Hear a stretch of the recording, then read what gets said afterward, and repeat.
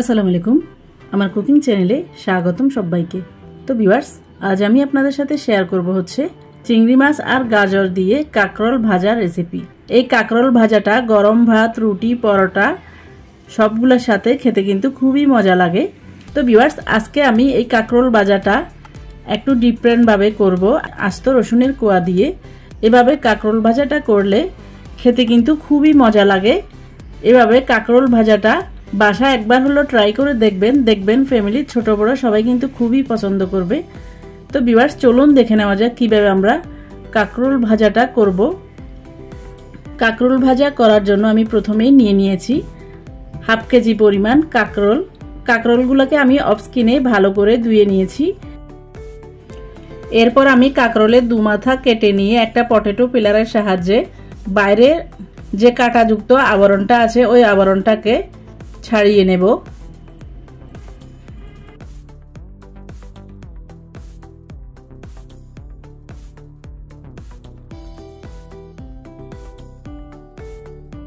তো ভিউয়ার্স, দেখতে পাচ্ছেন আমি দুটো কাঁকরোলের যে কাঁটাযুক্ত অংশগুলো আছে ওই অংশগুলোকে ছাড়িয়ে নিয়ে আপনাদেরকে দেখিয়ে দিয়েছি।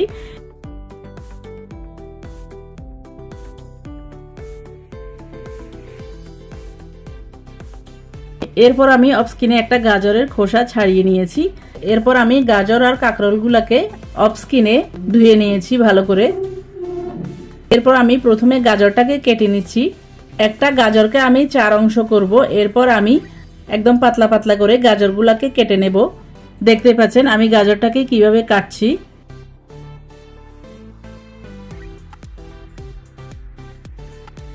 তো ভিউয়ার্স, দেখতে পাচ্ছেন আমি গাজরটাকে কেটে নিয়েছি পাতলা পাতলা করে।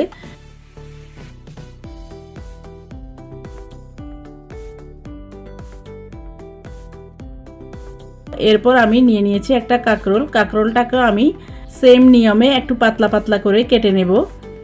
একই সাইজে সবগুলো উপকরণ কেটে নিলে সবগুলো উপকরণ সমানভাবে সেদ্ধ হবে।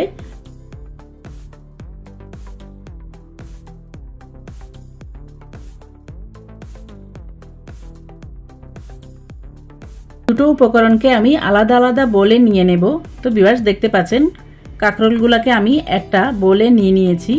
এরপর গাজরটাকেও আলাদা একটা বলে নিয়ে নিয়েছি। এরপর কাঁকরোলটা ভাজার জন্য আমাদের যে যে উপকরণ লাগবে একবার দেখিয়ে দিচ্ছি। কাঁকরোলটা ভাজার জন্য আমি এখানে নিয়ে নিয়েছি পেঁয়াজ কুচি, আস্ত রসুনের কোয়া, এরপর নিয়ে নিয়েছি 8-10টার মতো কাঁচামরিচ ফালি করে নিয়ে নিয়েছি রসুন কুচি, এরপর নিয়ে নিয়েছি 9টা মাঝারি সাইজের চিংড়ি মাছ। এরপর আমি চলে যাব সরাসরি চুলায় একটা প্যান বসিয়ে দিয়ে দিয়েছি 3 টেবিল স্পুন পরিমাণ সরিষার তেল। তেলটা গরম হতে থাক, এদিকে আমি আপনাদেরকে আরও একটা প্রসেস দেখিয়ে দিচ্ছি। আস্ত রসুনের কোয়াগুলোকে এভাবে কাঁটা চামচ দিয়ে দুদিকে একটু ছিদ্র করে দিলে লবণ মশলাটা ভালো করে ঢুকে, আর আস্ত রসুনের কোয়াটা সিদ্ধ হতেও খুব একটা সময় লাগে না। তো ভিউয়ার্স, দেখতে পাচ্ছেন কথা বলতে বলতে আমাদের তেলটা মোটামুটি গরম হয়ে গেছে। এরপর আমি আস্ত রসুনের কোয়াগুলোকে দিয়ে কিছুক্ষণ নেড়ে ছেড়ে একটু লালচে টাইপ করে ভেজে নেব।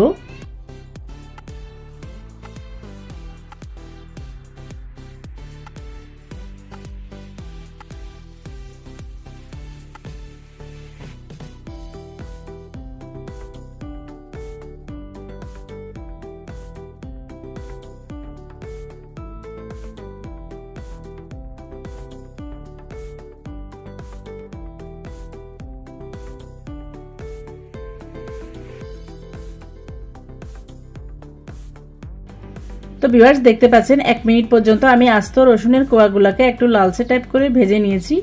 এরপর রসুনটা একটু লালচে টাইপ হয়ে গেলে দিয়ে দেব 2টা কুচিয়ে নেওয়া পেঁয়াজ, দিয়ে দেব 4-5টার মতো কুচিয়ে নেওয়া রসুন, এরপর দিয়ে দেব 8-10টার মতো কাঁচামরিচ ফালি করা। এরপর আমি সবগুলো উপকরণ কিছুক্ষণ নেড়ে ছেড়ে একটু সফট করে ভেজে নেব।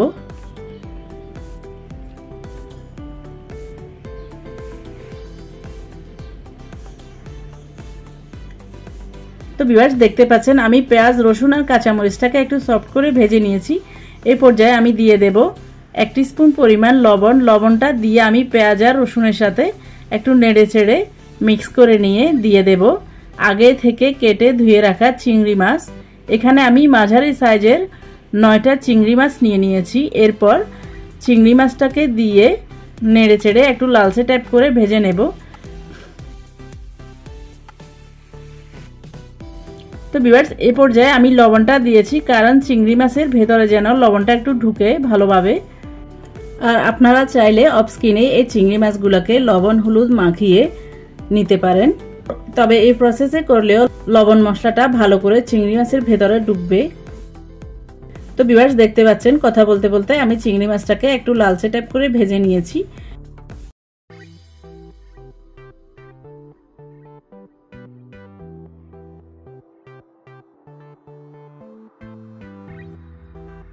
এরপর আমি দিয়ে দেব গাজর। এখানে আমি 1 বাটি পরিমাণ গাজর নিয়েছি।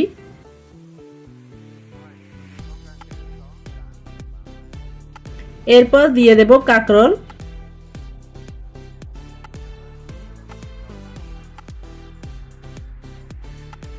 এরপর আমি গাজর আর কাঁকরোলগুলোকে একটু নেড়ে ছেড়ে ভেজে নেব আর ভাজতে ভাজতে একটু মিক্স করে নেব।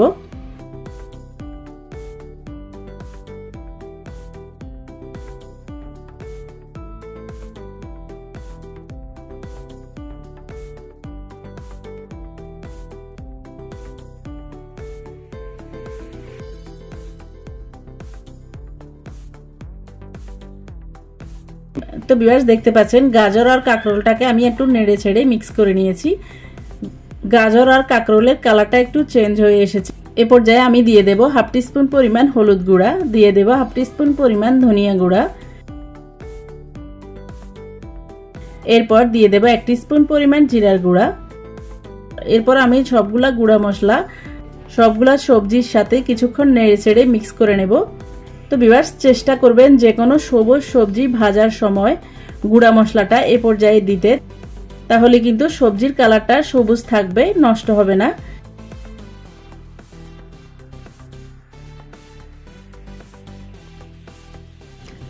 কাঁকরোলগুলোকে আমি ভালো করে নেড়ে ছেড়ে এরপর ঢেকে দিয়ে 1 মিনিট পর্যন্ত চুলার আঁচটাকে একদম নিবু নিবু আঁচে রেখে জাল করে নেব, যাতে কাঁকরোল আর গাজরটা একটু নরম হয়ে যায়।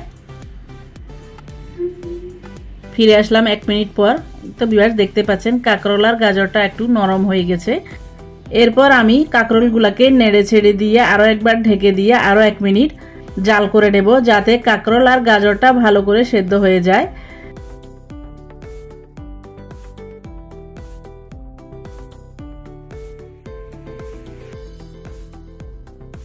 ফিরে আসলাম 1 মিনিট পর। এরপর আমি আর কোনো ঢাকা দেব না, 1 মিনিট পর্যন্ত নেড়ে ছেড়ে কাঁকরোল আর গাজরটাকে ভেজে নেব, যাতে কাঁকরোল আর গাজরের পানিটা ভালো করে শুকিয়ে যায়।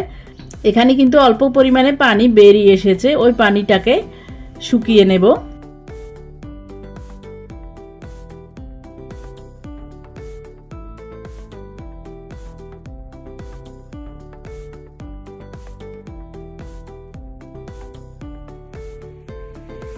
তো ভিউয়ার্স দেখতে পাচ্ছেন কত সহজে আমাদের কাঁকরোল ভাজাটা হয়ে গেল। এরপর আমি এই কাঁকরোল ভাজাটাকে একটা সার্ভিং ডিশে সার্ভ করে নিচ্ছি।